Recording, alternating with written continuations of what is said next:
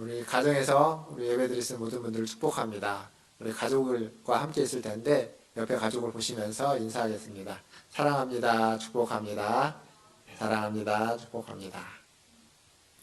그 드라마를 보면 일명 미드라고 하는 미국 드라마는 오래전부터 시즌제로 운영을 했습니다. 그래서 한 10편 정도 전후로 첫 번째 시즌이 끝나면 그 다음에 다음 시즌 이렇게 이어서 하고 있는데, 요즘 우리나라 드라마도 시즌제 드라마가 나오고 있습니다. 얼마 전에 보셨는지 모르겠지만 인기 있었던 그 낭만닥터 김사부라는 드라마도 시즌 두 번째 시즌까지 마쳤고요. 지금 2017년도에 했던 비밀의 숲이라는 드라마가 지금 시즌 2를 몇 번 했는지 모르겠는데 몇 번 하고 있습니다. 근데 이 비밀의 숲을 보면 시즌 1에서는 이 검사가 중심이 돼서 어떤 사회적인 비리, 사회를 정화시키는 내용을 포커스로 맞추고 있다며, 시즌 2는 제가 보니까 검찰과 경찰 안에 검경 수사권 다툼 같은 것이 배경으로 깔려 있습니다. 즉 등장인물은 같은데 어떤 배경이나 사건들이 달라지는 거죠. 하다 보면 또 심지어 인물들의 성격이 달라지는 경우도 있는 것 같습니다. 우리가 이제 요나서를 지난 8주간 봤는데, 만약에 요나서의 후속작, 요나서를 시즌 2를 쓴다고 하면 어떤 내용이 될 수 있을까요?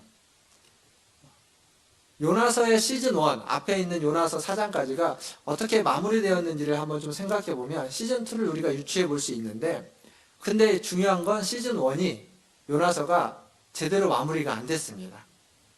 요나서가 마무리가 안 돼서 그 뒤에가 어떻게 될지를 우리가 상상하기 좀 어려운데, 그럼 요나서의 이 뒷부분이 어떻게 마무리될까? 요나는 그 뒤에 어떻게 되었을까? 그리고 니느웨 성은 어떻게 되었을까? 반면 이스라엘은 어떻게 되었을지 좀 이렇게 한번 생각해 보려고 합니다. 우선 우리가 생각해 볼 건 요나서 자체는 요나가 어떻게 되었는지를 이야기해 주지 않습니다. 결론을 안 내리고 있습니다. 뿐만 아니라 요나가 반항하는 선지자로, 변화된 선지자로 변화됐는지 어땠는지를 알 수 있는 내용이 성경 다른 구절에도 그렇게 잘 나오지 않습니다. 근데 한 걸음 더 들어가서 생각해 보면 우리가 꼭 모른다고 이야기할 수는 없습니다. 자, 보시면 하나님의 마지막 질문이 뭐였냐면, 요나서 4장 11절에 보면 이 큰 성읍 니느웨에는 좌우를 분별하는 자가 12만여 명이요, 분별하지 못하는 자가 12만여 명이요, 가축도 많이 있나니 내가 어찌 아끼지 아니하겠느냐 라고 하면서 질문으로 끝나고 있습니다. 질문. 지난주 설교를 기억해 보시면 제가 여기에 덧붙이는 하나님의 질문이 하나 더 있다고 말씀드렸죠. 너도 아끼지 않겠느냐, 내가 그들을 아꼈던 것처럼 너도 아끼지 않겠느냐 라는 질문이 더 있습니다. 그럼 요나는 그 질문에 답변을 해야 되는 거죠. 근데 여기 아무리 봐도 질문에 대한 답이 없습니다. 유구무원으로 끝납니다. 천막을 치면서까지 1인 시위를 했던 요나인데 이 질문에는 아무런 답변을 하고 있지 않습니다. 성경 어디를 봐도 그 답변의 실마리를 찾을 수가 없습니다. 신약성경에 가보면 예수님이 요나의 표적을 이야기하지만 거기에도 이 질문에 대한 답변을 찾을 수 있는 실마리가 그렇게 보이지는 않습니다. 과연 요나는 뭐라고 답을 했을까요? 궁금하시죠? 여러분, 혹시 다른 사람의 간증을 들어보신 적 있으신가요? 간증 집회에서 간증을 하시는 분들을 들어보거나 아니면 간증을 이렇게 책으로, 글로 쓰신 분들 간증을 이렇게 보면 공통점이 있습니다. 간증에는. 어떤 공통점이 있냐면 지난날 자신이 얼마나 못나게 살아왔는지를 다 이야기하고 있습니다. 글에도 쓰고 말로도 이야기합니다. 자기가 얼마나 형편없는 사람이었고 얼마나 하나님 앞에서 큰 죄인이었는지를 간증하는 사람들은 다 고백합니다. 그리고 그랬던 자기를 하나님이 어떻게 은혜를 주시고 어떻게 바꾸셨는지를 말해주고 있습니다. 하나님께 받은 큰 사랑이, 그 사랑이 얼마나 큰지를 자기의 못난 것을 다 드러내면서, 자신의 치부를 드러내면서 이야기하고 있는 거죠. 그렇게 보면 요나서는 요나의 간증집 같습니다. 요나서는 요나가 어떻게 회개했는지를 드러내고 있는 겁니다. 자신이 얼마나 반항하는 선지자였는지, 자신이 얼마나 자기중심적인 사람이었는지, 억지로 순종을 하긴 했지만 자기 뜻대로 되지 않는다고 천막치면서 시위하고 하나님 앞에 성냈던 것을 가감없이, 꾸밈없이 다 이야기하고 있습니다. 하나님조차도 자기 마음에 안 들면 나쁜 사람으로, 나쁜 분으로 만들어가지고 하나님과 성내면서 싸우는 모습. 그게 요나의 모습입니다. 신약성경에 보면 바울 서신을 쓰면서 자기를 뭐라고 표현하냐면 죄인 중에 괴수다라고 표현하고 있죠. 바울의 이 죄인 중에 괴수라는 표현에 딱 적합한 구약의 선지자를 찾으라면 요나입니다. 요나. 죄인 중에 괴수다. 그러니까 뻔뻔했죠. 뻔뻔했던 요나, 무례했던 요나, 아나무인이었던 요나. 그것이 우리가 지난 8주간 봤던 요나의 모습입니다. 회개의 모습이 오늘 이 성경 요나서에는 나오지 않습니다. 그런데 요나서를 누가 썼죠? 요나가 썼습니다. 요나서를 요나가 썼다는 건 자신의 그 치부를 자기가 직접 드러내고 있다는 겁니다. 자신의 그 뻔뻔한 모습을, 아나무인격의 모습을 자기가 다 고백하고 있다는 겁니다. 누구만 할 수 있는 것? 간증자만이 할 수 있는 것. 간증자라는 건 변화된 사람을 의미하는 겁니다. 변화되지 않은 사람이 아니라 변화된 사람. 즉 요나서를 쓴 요나는, 요나서 안에 있는 요나는 변화되지 않은 요나지만 요나서를 쓴 요나는 변화된 요나라는 사실입니다. 보통 사람은 자신의 못난 모습을 얘기하고 싶어 하지 않습니다. 숨기고 싶어 하죠. 묻어버리고 싶은 겁니다. 다른 사람한테 보여주고 싶어 하지 않지만 간증자인 사람은 다릅니다. 자신의 못남을 보이면 보일수록, 드러내면 드러낼수록 하나님의 은혜와 사랑이 크게 부각되기 때문에 그렇습니다. 하나님의 사랑을 알리기 위해서, 하나님의 사랑을 전하기 위해서 자신의 못난 것을, 자신의 부족한 것을 드러내는 사람, 그게 바로 간증자고 변화된 사람입니다. 그게 바로 요나입니다. 요나는 그걸 다 기록했습니다. 그렇게 보면 요나는 반항하는 선지자에서 변화됐다는 것을 요나서를 기록한 요나를 통해서 우리는 알 수 있습니다. 이 요나가 자신의 못남을 다 기록한 것은 이런 의미와 함께 또 하나 뭐가 있냐면 이 글을 읽는 사람들에게 얘기하는 거죠. 너희는 나처럼 반응하지 말라는 겁니다. 이렇게 못난 자신처럼 살아가지 말라는 겁니다. 하나님으로부터 도망갈 수 있다는 착각을 하지 말라는 겁니다. 하나님이 어떠한 분인지 알려주는 거죠. 니느웨를 향해서 그들이 뜻을 돌이키자 하나님이 뜻을 돌이키는 것을 통해서 알려주는 겁니다. 자기처럼 자기중심적이고 아나무인격인 사람을 하나님이 얼마나 사랑하셨는지 끝까지 붙잡고 하나님 앞에서 성을 내는 자기를 향해서 하나님은 대화를 하시고 말씀하시고 너도 나처럼 아끼지 않겠느냐라고 하면서 함께했던 그 모습을 통해서 알려주는 겁니다.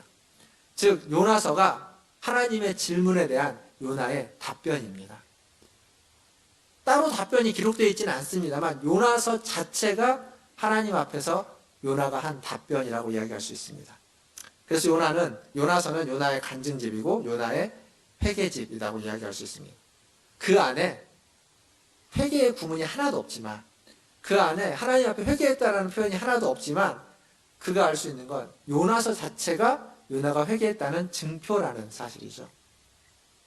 사랑하는 성도 여러분, 우리는 요나를 보면서 요나서 안에 기록되어 있는 요나를 보면서 타산지석 삼아야 됩니다. 아, 우리는 저렇게 살면 안 되겠구나 라고 깨달아야 됩니다.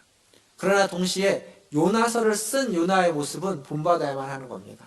자신의 치부를, 자신의 못난 모습을 드러내는 요나의 모습은 우리가 본받을 수 있어야만 하는 거죠. 요나가 자신의 그 못난 모습을 드러내면서 요나서를 통해서 정말 말하고 싶었던 건 뭘까요, 그러면? 이 요나서는 누구를 위해서, 누구를 대상으로 쓰여지는 걸까요? 니느웨성일까요? 이방인일까요? 그렇지 않습니다. 요나서는 기본적으로 이스라엘 사람들을 향해서 주는 메시지입니다. 하나님의 메시지. 자기처럼 자기중심적으로 살아가고 있는 이스라엘 백성들을 향해서, 감정적으로 살아가고 있는 이스라엘 백성들을 향해서 얘기하는 거죠. 하나님이 이방인인 니느웨성 사람들이 회개하는 것도 하나님이 들어주셨는데 하나님의 백성으로 불리는 너희들이 회개하는 것을 하나님이 모른 척 하겠느냐, 돌이키라 라는 이야기를 하고 있는 겁니다. 그런데 안타깝게도 이스라엘은 돌이키지 않습니다. 제발 돌이키라고 하는데 나처럼 그러면 안 된다고 이야기하는데 그 말을 듣지 않는 거죠.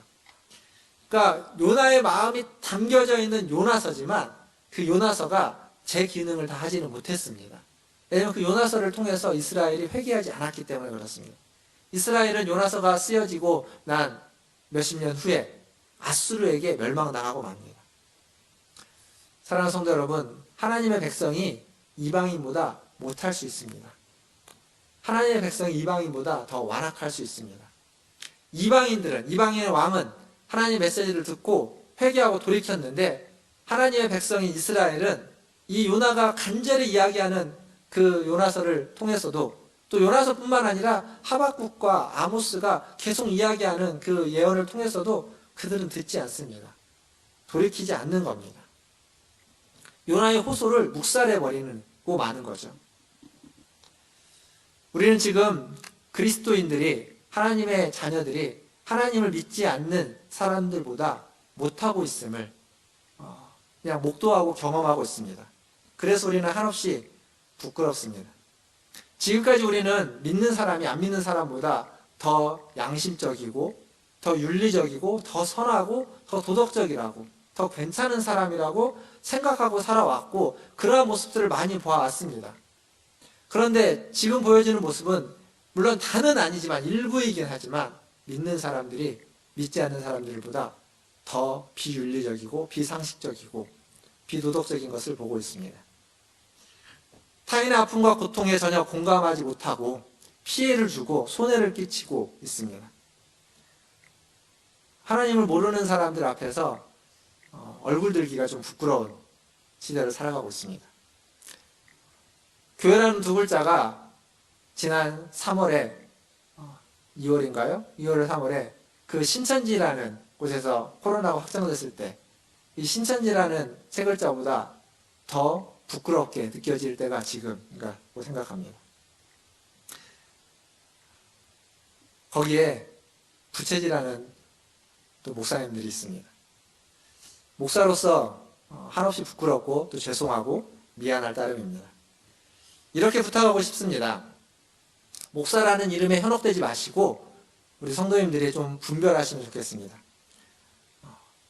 목사님들이 어떤 말씀을 하든지 그 말씀을 하나님이 여러분에게 주신 이성과 상식으로 분별하여 들으시기를 바라겠습니다. 세상을 둘로 갈라놓고 이편저편을 나눠서 서로 싸우게 하고 분열을 일으키고 갈등을 일으키고 있다면 그런 목사의 말은 따르지 마십시오. 그리고 할 수만 있다면 분열의 담을 헐고 상처를 치유하고 겸손한 목사, 자기중심적이지 않고 다른 사람을 자기보다 낮게 여기는 그러한 목사님들의 말은 따르십시오. 문제가 목사님들에게 있다는 사실입니다. 그래서 이 문제 있는 목사들에게 맡기지 마시고 성도님들이 그런 목사님들의 얘기를 분별하여 들으심으로, 그래서 따를 분과 따르지 않을 분들을 분별하심으로 따르시는 그러한 우리 성도들이 다 되시기를 주님의 이름으로 부탁드립니다. 그러면 이제 그 요나서가 쓰여지면서 요나가 이야기하고자 했던 이스라엘은 어떻게 됐을까요? 앞에서도 이야기했지만 결론은 망했습니다. 니느웨는, 아수르는 붉은 베옷을 입고 회개하면서 돌이켰는데 이스라엘은 그렇게 하지 않아서 망해버렸습니다.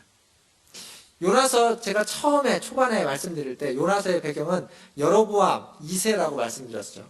여로보암 2세는 북이스라엘이 가장 강력한 군사력과 경제력을 바탕으로 이렇게 영토를 확장하고 힘이 가장 있을 때였습니다. 그러니까 그 나라로 보면 그 시대는 승승장구하는 시대였습니다. 그러다 보니까 모든 일이 잘 풀리고 잘 되다 보니까 아나무인이 되는 거죠. 다른 사람의 이야기, 아무것도 들리지 않고 보이지 않는 겁니다. 전혀 하나님의 음성을 듣지 않게 되는 겁니다. 앞에서 말씀드렸던 호세아와 아모스라는 아주 굵직한 선지자들이 끊임없이 경고했습니다. 이스라엘의 죄에 대해서 아모스는 아주 적나라하게 지적했고, 호세아는 그렇지만 너희가 그렇게 죄를 지었지만 하나님이 너희를 다시 받아줄 거다. 우리가 여호와께로 돌아가자. 우리가 여호와를 알자. 힘써 알자라고 이렇게 호세아서 6장 1절과 3절을 통해서 이야기하면서 다시 돌아가야만 한다라고 끊임없이 이야기했습니다. 요나가 니느웨에 전한 메시지보다 훨씬 더 선명하고 분명하게 아모스와 호세아는 이스라엘을 향해서 이야기했습니다. 그런데 이스라엘은 듣지 않았습니다. 물론 요나서의 이야기를 듣고도 듣지 않았죠. 우리가 읽었던 요나서 4장 2절에 보면 하나님에 대한 아주 전형적인 표현이 나오죠. 근데 이 똑같은 표현이 요엘서의 2장 13절에도 나옵니다. 뭐라고 나오냐면 너희는 옷을 찢지 말고 마음을 찢고 너희 하나님 여호와께로 돌아올지어다. 그는 은혜로우시며 자비로우시며 노하기를 더디하시며 인애가 크시사 뜻을 돌이켜 재앙을 내리지 아니하신다. 그러니까 요나가 했던 말과 똑같은 표현이 요엘서에 있습니다. 이 말씀에서 중요한 건 뭐겠습니까? 하나님이 은혜로우시고 자비하시고 노하기를 더디하신다라는 것보다 더 중요한 건 뜻을 돌이키신다라는 것보다 더 중요한 건 너희도 돌이켜라라는 겁니다. 돌이킴이 중요하다는 겁니다. 돌이킴. 하나님의 돌이킴과 우리의 돌이킴이 함께 있어야만 한다는 겁니다. 어느 한 분의 돌이킴만으로는 안 된다는 거죠. 함께 돌이킬 때 은혜가 있는 겁니다. 하나님의 성품, 은혜롭고 자비롭고 노하기를 더디하시고 인애가 크신 그 성품을 믿고 돌이키라는 겁니다. 그러면 하나님도 돌이키신다 라고 요엘도 이야기하고 있고 요나도 이야기하고 있고, 우리가 오늘 예배를 시작하면서 교동문에도 비슷한 말씀이 있었습니다. 시편이죠, 시편. 우리가 많은 죄를 범하지만 그 어떤 죄보다도 가장 무섭고 무겁고 중요한 죄가 있다면 그것은 돌이키지 않는 죄입니다. 아무리 큰 죄를 지어도 회개하고 돌이킨다면 하나님은 자비와 긍휼을 베푸시는 분이십니다. 니느웨에게, 아수르에게 그랬던 것처럼. 근데 문제는 회개하고 돌이키지 않는 데 있습니다.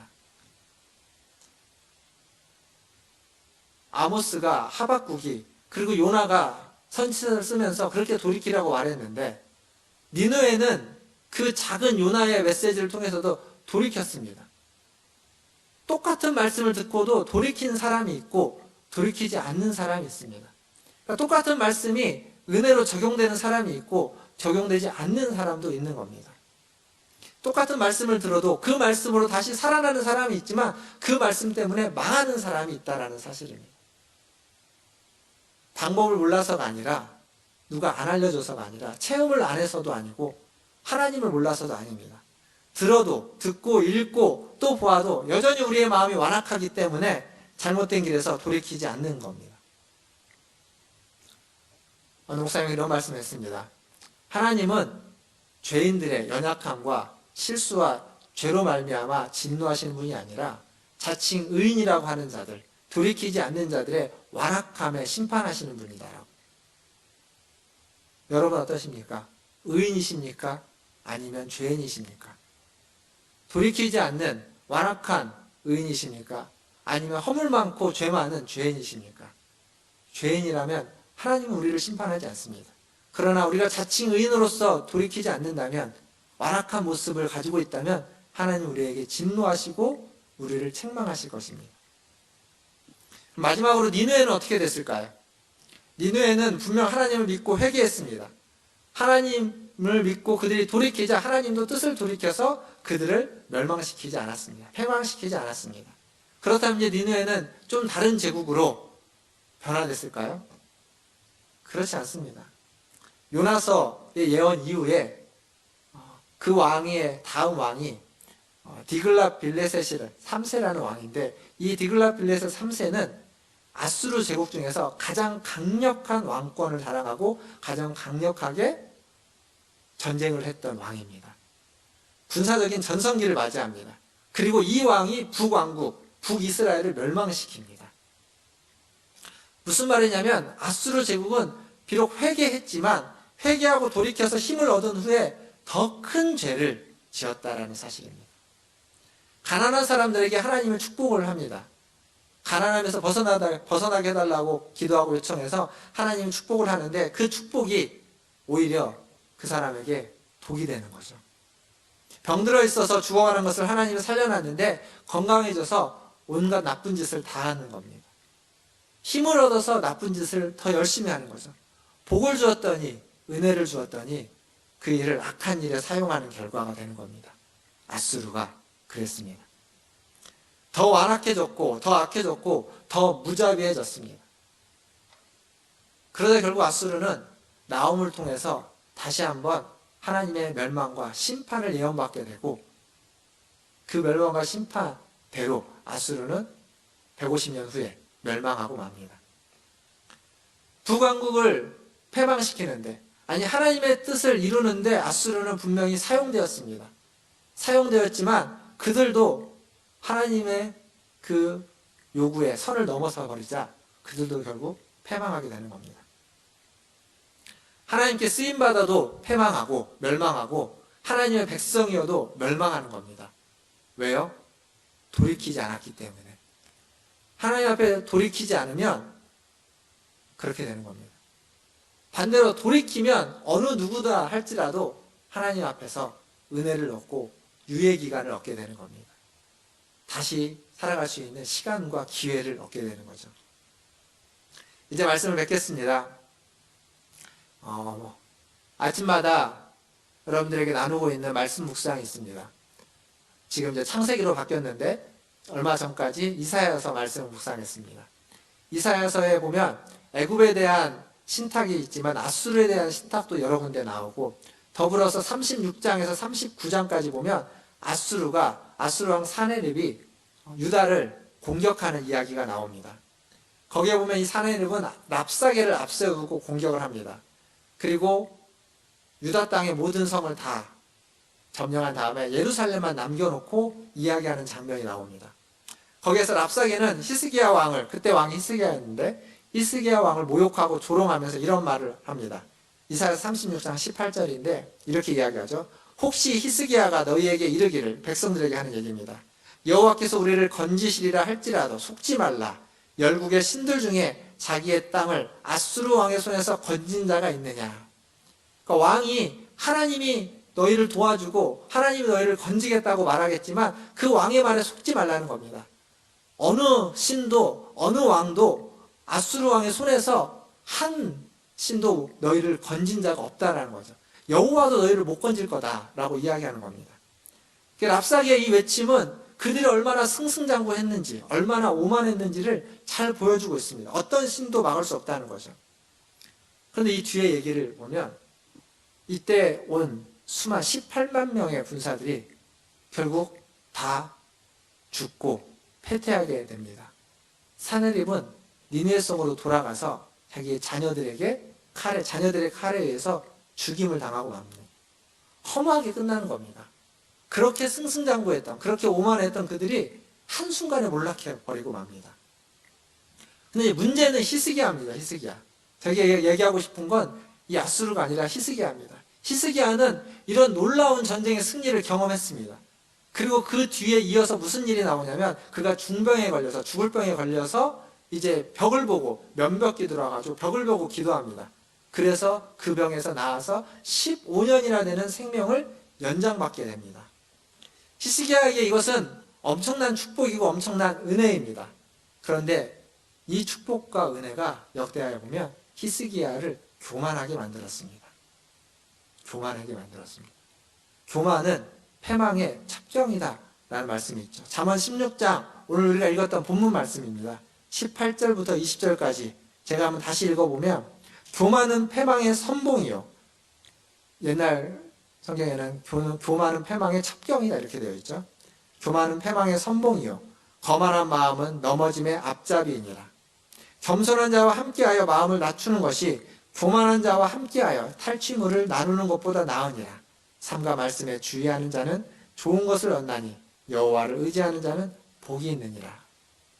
히스기야는 분명 엄청난 축복을 받았지만, 생명의 연장, 전쟁의 승리라는 엄청난 축복을 받았지만 교만함을 이겨내지 못했습니다. 니느웨도 마찬가지입니다. 니느웨도 그들이 돌이켜서 멸망을 피하고 더 큰 힘을 얻었고 더 큰 능력을 얻었습니다. 왕권이 더 강화됐고 더 강력한 군사를 얻었습니다. 그런데 오만함과 거만함, 교만을 그들도 이겨내지 못했습니다. 이스라엘도 마찬가지고 요나도 마찬가지입니다. 우리라고 다를까요? 다 그랬는데 우리도 다르지 않을 겁니다. 그래서 이 19절에 보면 겸손한 자와 함께하여 마음을 낮추는 자, 그게 필요한 겁니다.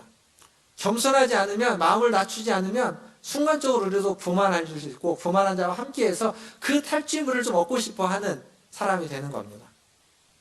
우리에게 은혜가 있고 은혜로 말미암아서 우리가 힘이 있고 우리가 더 잘되고 승승장구하고 따르는 자가 있다면, 그렇다면 더 교만해지기 쉽습니다. 더 교만해지기 쉬운 겁니다. 더 오만해질 수 있습니다. 여호와를 의지하는 자는 어떤 자냐면 겸손하여서 마음을 낮추는 자입니다. 사랑하는 성도 여러분, 교회가 그리고 우리 성도들이 세상을 향해서 겸손함을 잃어버렸습니다. 겸손함이 사라졌습니다. 영적으로 도덕적으로 더 위에 있다고 우리가 착각하면서 살아왔습니다. 그런데 코로나19가 지금 우리가 보고 있는 이 시대에 우리의 그 교만함과 오만함을 적나라하게 드러내고 있는 겁니다. 상식이 통하지 않는 교회, 비상식이 너무도 잘 통용되는 교회의 모습으로 낙인 찍혀지고 있습니다. 아니 원래 그랬는데 그동안 잘 숨겨왔다면 더 이상 숨기지 못한 시대, 숨기지 못하는 시대가 되어버렸습니다. 어떻게 해야 될까요? 하지만 우리가 기억할 건 아직 우리에게는 하나님 주신 말씀이 있습니다. 방금 우리가 읽었던 말씀. 그리고 우리를 향해서 자비와 긍휼을 가지고 계시고 요하기를 더디하시는 그 하나님이 우리에게 계신다는 사실입니다. 그 하나님이 있기에 그 하나님을 의지해서 다시 말씀을 읽고 묵상하면서 시작할 수 있습니다. 교만함과 거만함을 내려놓을 수 있는 것은 하나님의 그 말씀 앞에 우리가 꼬꾸라지는 겁니다. 그래서 겸손해지는 거죠. 겸손이 우리의 상식의 지표가 되어서 살아가는 겁니다. 그게 바로 여호와를 의지하는 것이 되는 겁니다. 기적이 상식이 되는 교회가 아니라 겸손함이 상식이 되는 교회, 기적이 상식이 되는 교회가 아니라 정직함이 상식이 되는 교회, 자비와 긍휼, 인애가 상식이 되는 교회. 그럴 때 우리는 다시 새로워질 수 있고 그럴 때 우리는 다시 회복될 수 있습니다. 겸손함이 상식이 되는 성도들 다 되시기를, 정직함이 상식이 되는 성도들 다 되시기를, 인애함과 자비와 긍휼이 상식이 되는 그러한 교회와 성도들이 다 되시기를 주님의 이름으로 축원합니다. 기도하겠습니다.